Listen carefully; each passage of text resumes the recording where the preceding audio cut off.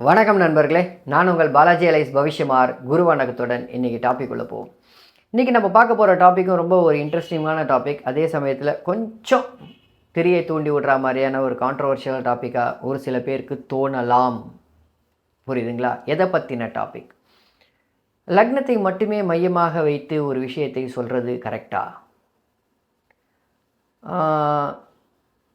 உண்டா தப்பா, இல்லை அதுதான் சரியான முறையா அப்படின்னு பார்க்க போகிறோம். சரியா? வாங்க வீடியோக்குள்ளே போவோம்.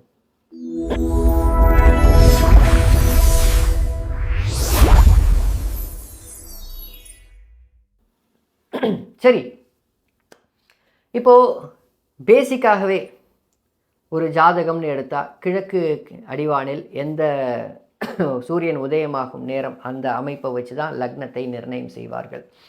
அதில் எந்த மாற்று கருத்தும் கிடையாது. அது உண்மைதான். லக்னத்தை வைத்து அந்த அதிபதி அந்த லக்னத்திற்கு யார் அப்படின்றது நிதர்சனமான உண்மைதான். ஆனால் அதே சமயத்தில் there is one more concept call additional concept. ஜோதிடம்ன்றது இது ரொம்ப ஒரு வாஸ்ட் சப்ஜெக்ட். இந்த வாஸ்ட் சப்ஜெக்டை நம்ம எப்படி உள்வாங்கி புரிந்து கொண்டிருக்கிறோம் என்பதை பொறுத்து தான் உங்களுடைய ஜோதிட பலன் வெளியில் வரும். புரியுதுங்களா? இது சரி இது தவறு அப்படின்றது ஜோதிடத்தில் பெருவாரியாக இல்லை. ஏன்னா நமக்கு முன்னாடி ஏற்கனவே இது எல்லாமே எழுதி வச்சுட்டு போனவர்கள் தான். இதுக்கு மேலே நம்ம புதுசாக ஜோதிடத்தில் கண்டுபிடிக்கிறதுக்கு எதுவுமே கிடையாது. உண்மைதான். There are no new concepts in astrology. ஒரு புது கான்செப்டை கண்டுபிடிக்கிறோன்றதே கிடையாது என்னை பொறுத்த மட்டும். ஏன்னா எக்ஸிஸ்டிங் கான்செப்டே மிக பெரிய அளவில் கண்டுபிடிக்கப்பட்டு வைத்து விட்டது. ஸோ ஒரு லக்னத்தை வைத்து பலன் கணிப்பது அப்படின்றது ஆமாம், அது 100% லக்னத்தை வைத்து தான் பலன் கணிக்க வேண்டும் அப்படின்றது உண்மைதான். ஆனால் என்ன நடக்க போகிறதுன்றது ஒரு பாவகத்தை வைத்தும் கணிக்கக்கூட அமைப்பு. இதை எப்படி புரிஞ்சுக்கிறது?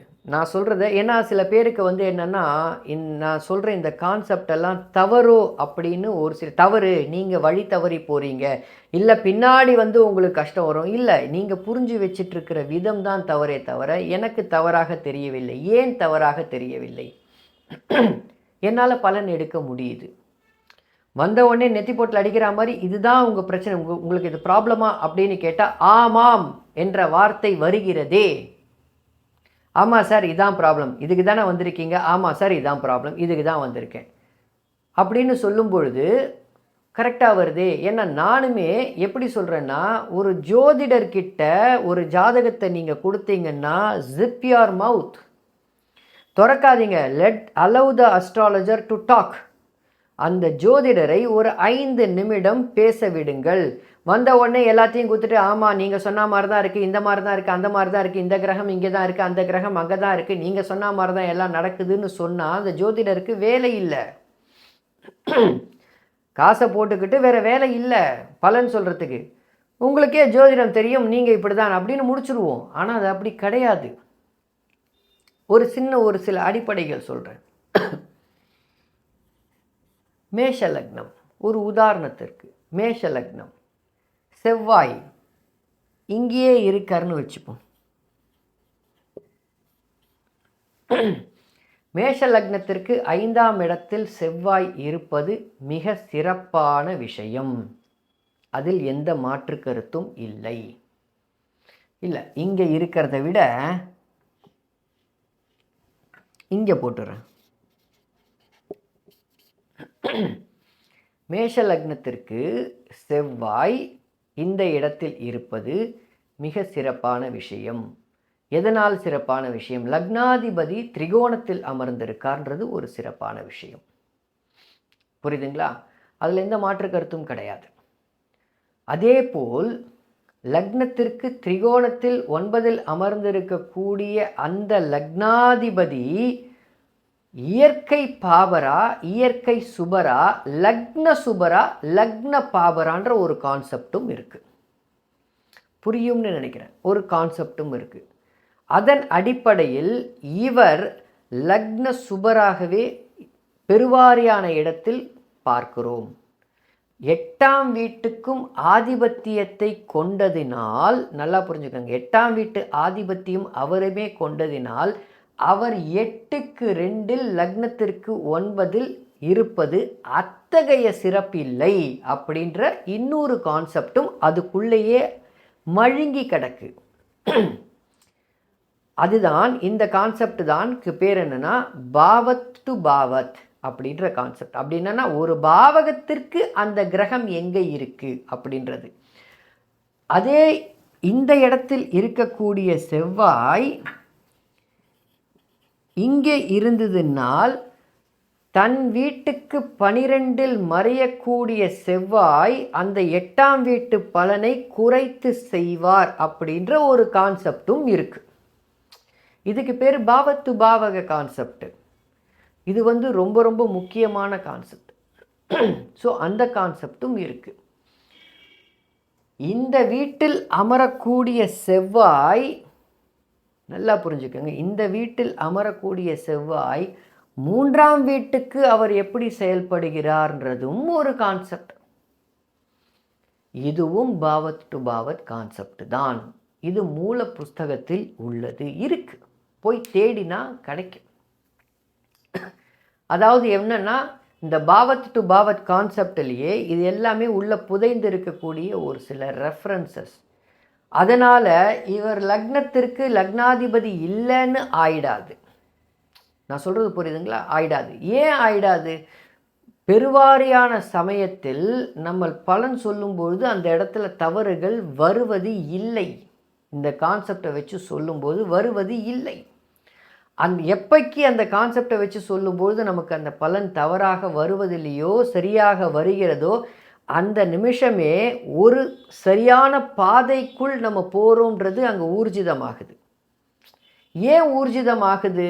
பலன் கரெக்ட், அவ்வளோதான விஷயம். பலன் கரெக்ட் சொன்ன நம்ம எண்டு ரிசல்ட் என்ன?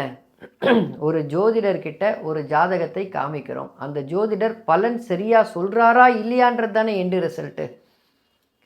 புரியுதுங்களா? அதாவது இதை நீங்கள் எப்படி புரிஞ்சுக்கணும் அப்படின்னா, எலக்ட்ரிக் ட்ரெயின் இருக்குது, எல்லாரும் பார்த்துருப்பீங்க. எலக்ட்ரிக் ட்ரெயின் இருக்குது, முன்னாடியும் இன்ஜின் பின்னாடியும் இன்ஜின். ஒரே ட்ராக்கில் எப்படி போகும், அடுத்த ட்ராக்கில் இப்படி முன்னாடி போகும்போது ஃப்ரண்ட்டில் இருக்கிறது இன்ஜினாக மாறும், அப்படியே ரிவர்ஸில் வரும்போது ரிவர்ஸில் இருக்கிறது ஃப்ரண்ட்டில் இன்ஜினாக மாறும். இப்படி வரும். ஒரே எலக்ட்ரிக் ட்ரெயின் தான், ஒரே ட்ராக்கு தான். ஒரு இடத்துலேருந்து இன்னொரு இடத்துக்கு போகும்போது அது ஃப்ரண்ட்டில் இன்ஜினு, திருப்பி அந்த இடத்துல இந்த வரும்போது இன்ஜின் மாறுது.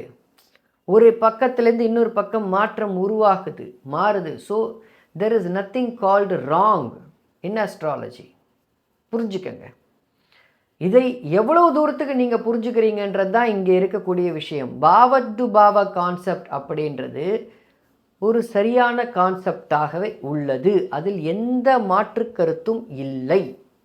இன்னும் சொல்ல போனால் பலன் துல்லியமாக வரக்கூடிய எனக்கு தெரிந்த கான்செப்டில் இது ஒரு மிகப்பெரிய கான்செப்ட். முதல்ல பிருஹத் பராசர ஹோரா சாஸ்திரப்படி வரக்கூடிய ஒரு சில கான்செப்ட், அதில் நீங்கள் எல்லாத்தையுமே பார்க்கணும். பிருஹத் பராசர ஹோரா மூல புஸ்தகத்தில் வரக்கூடிய கான்செப்ட், பாரம்பரிய ஜோதிடம் சொல்லும் முறை, அது கரெக்ட்.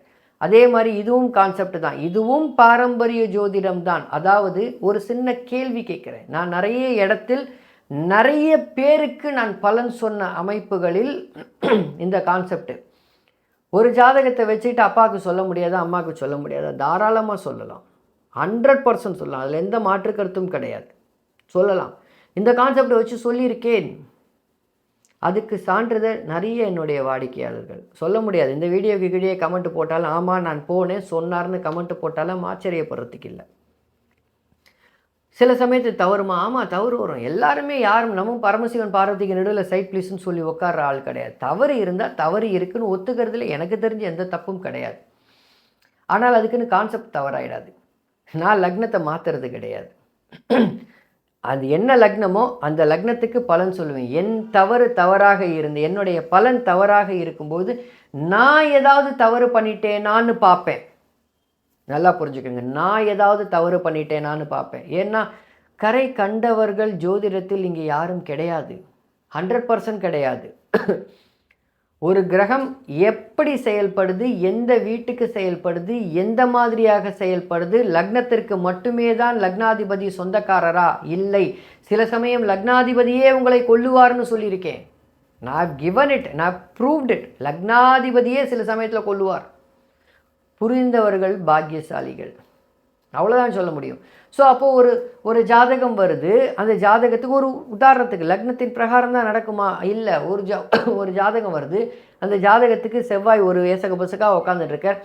சார் உங்களுக்கு இந்த மாதிரியான ஒரு பிரச்சனை இருக்குது அப்படின்னு சொல்கிறேன். அவர் ஆமான்னு சொல்கிறார். அப்படின்னா நான் சொன்ன பலன் ரைட்.